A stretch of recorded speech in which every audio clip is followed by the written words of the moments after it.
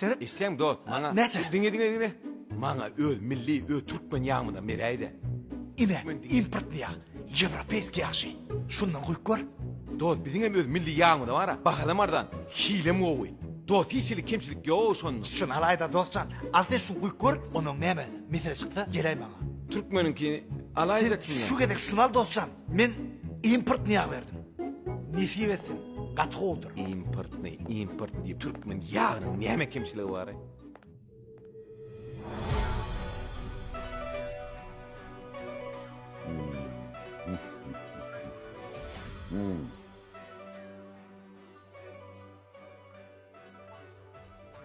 Halife salamu aleyküm.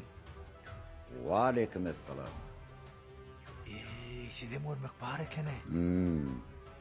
Adın neymi kardeşim? Yaxşı. Yaxşı. Oğudun adına bareken yönü aydın sözlerine yaxşı der. Düşünmedim. Menin avtoluğuma yağ gerek. Porlu yağ değil mi? Ödüm milli vatanımızda öndürülen yağ gerek. Cimoyel deyip bir yağ var deyip eşittim. Şonu versene bana. Koy. Bet европейский. Импортный. Дашарют yağmayacak. Европейский. Ha? Ana.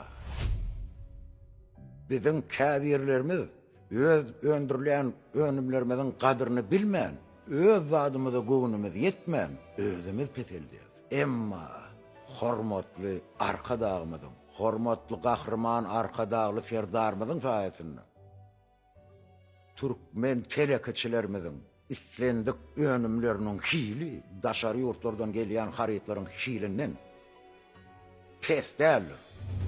Hatta kabir önümlerinin hili hasam yukarıda da onun havarımız yok.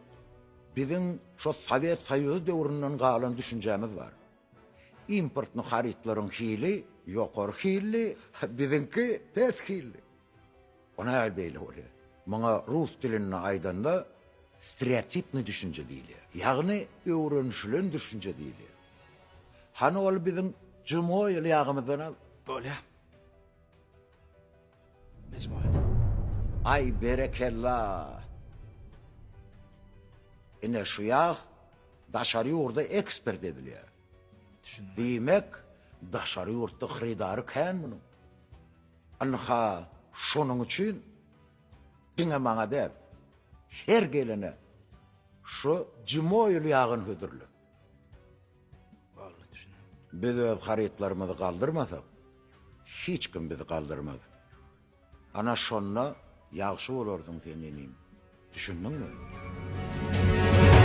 Cimoyul Türkmenin önümü.